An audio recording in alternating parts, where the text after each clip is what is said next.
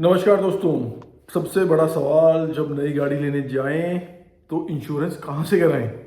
तो बहुत ही कंफ्यूजन है, बहुत ही पैसा भी वेस्ट होता है और बहुत ही दिमाग लगाना पड़ता है। काफ़ी लोग नहीं लगाते हैं, बिल्कुल भी नहीं लगाते हैं। एक्साइटमेंट ही इतनी ज़्यादा भाई साहब नई गाड़ी लेने की, सबको चाहिए और एक्साइटमेंट में लोग भूल जाते हैं कि क्या करना चाहिए क्या नहीं करना चाहिए, and they and up paying high amount of premium. उसका प्रीमियम वो जो कि कितना पैसा बचा सकते थे, और हम एक्साइटमेंट में या फिर हम सोचते नहीं या दिमाग नहीं लगाते, या फिर इस पे किसी का ध्यान ही नहीं जाता।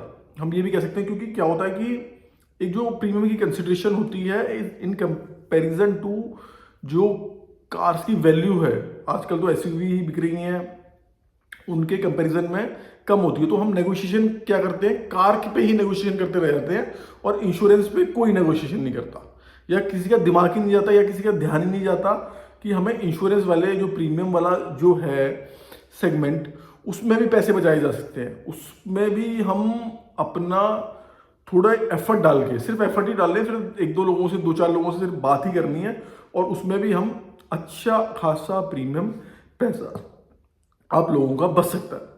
तो सबसे पहले हम बात करते हैं कि कैसे बचेगा और हमें क्या अप्रोच रखनी चाहिए। मैं आपको पूरा एकदम क्लैरिटी दूंगा इसमें।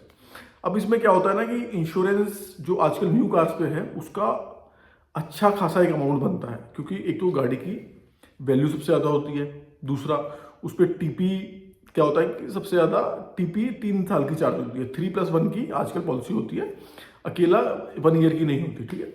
और नई गाड़ी में क्या होता है कि नई गाड़ी में वो एड ऑन वगैरह भी हमें ज़्यादा ही डालने पड़ते हैं, या फिर जो भी है। तो नई गाड़ी का इंश्योरेंस महंगा होता है, महंगा कर दिया जाता है, और पैसे पे करने वाला भी खुशी खुशी दे देता है।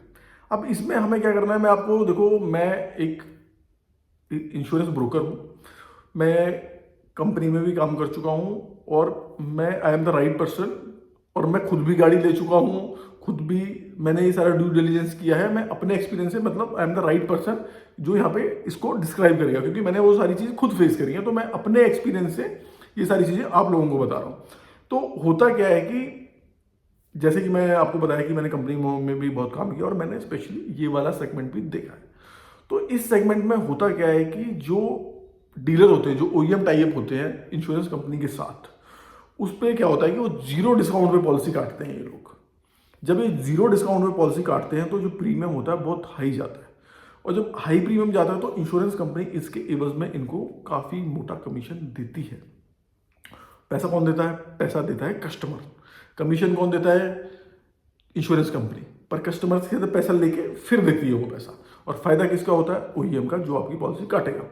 अब वो लोग ओईएम से ही क्यों पॉलिसी लेते हैं? ओईएम का मतलब यहाँ पे ये है कि डीलर से ही पॉलिसी क्यों लेते हैं। वो डीलर किसी का भी हो सकता है, मैं यहाँ पे किसी का नाम नहीं लूंगा, वो कोई डीलर किसी भी कार कंपनी का डीलर हो सकता है। मोरलेस सभी यही प्रैक्टिस करते हैं, मोरलेस नहीं, सभी यही प्रैक्टिस करते हैं, बाजार में यही प्रैक्टिस है। तो मैंने आपको पीछे का ट्रुथ बता दिया कि क्या नेगोशिएशन है, क्या किस वजह से ये किया जाता है। अब आपको इसमें क्या करना है, क्योंकि आपकी पॉलिसी जीरो डिस्काउंट पे वो आपको शो करते हैं, बताते हैं, क्योंकि उनका टाई अप ही ऐसा कुछ होता है कि वो सिर्फ जीरो डिस्काउंट पे ही पॉलिसी काटते हैं। अब उसमें उनके पास सबसे बड़ा एडवांटेज क्या है, आप उनसे पॉलिसी लोगे क्योंकि वो डीलर है, तो आप जब क्लेम के लिए जाओगे तो क्लेम के लिए भी उनके पास ही जाओगे।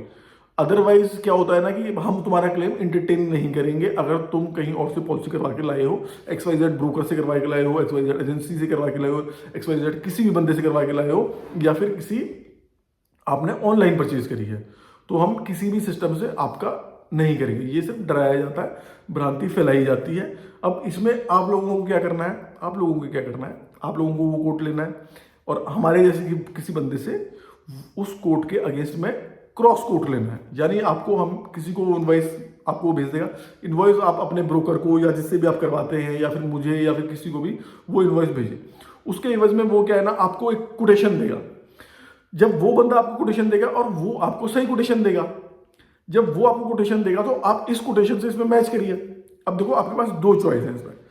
अगर आप लोगों को खुद को, मैं क्योंकि मैंने बहुत देखा है कि लोगों को बहुत डर होता है, इसमें क्या होता है ना, एक कैशलेस होता है। अगर वो कैशलेस मना कर दे तो कस्टमर को अपनी जेब से पे करना होता है, और काफ़ी बार डीलर कैशलेस मना करता भी है, या फिर उसका उस कंपनी से टाई अप ही नहीं होता, क्योंकि वो ज़्यादा चार्ज कर रहा होता है या फिर कुछ भी उनकी अंडरस्टैंडिंग होती है, नेगोशिएशन होती है। तो काफ़ी बार ऐसा होता है कि वो कैशलेस मना कर देता है। इस केस में आप क्या कर सकते हैं, अगर वो मना भी कर देता है तो इस केस में क्या कर सकते हैं आप, एटलीस्ट जो इससे कोट लिया है, जो 20% से आपने कोट लिया है, उससे तो आप इसको बोल सकते हैं भाई तू इससे तो मैच करवा दे, कि जब मार्केट में ये कोट फ्लोट हो रहा है, जब ये कोट मार्केट में जा रहा है, तो भाई तू ऐसा इसमें क्या दे रहा है।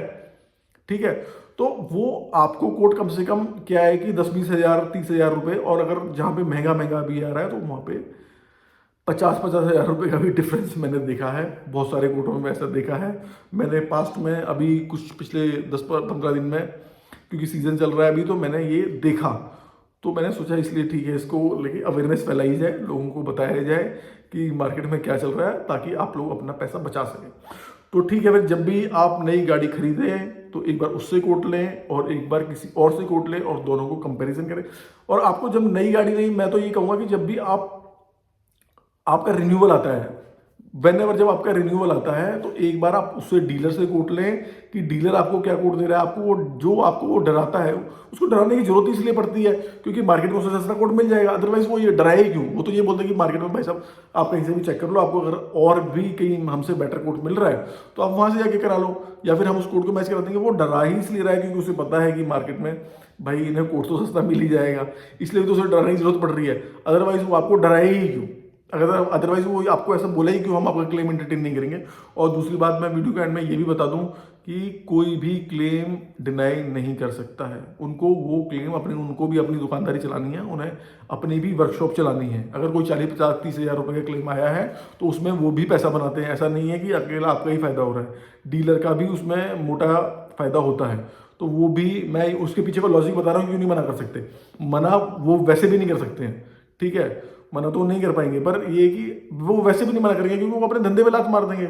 और धंधे पे तुम कब तक लात मार लोगे भाई, 2 कस्टमर के मार लोगे, 4 के मार लोगे, फिर लोग आना ही बंद कर देंगे तुम्हारा।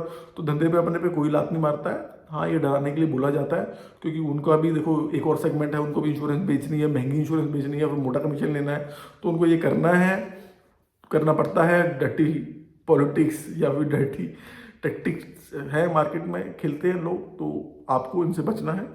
धन्यवाद, आपको समझ आया।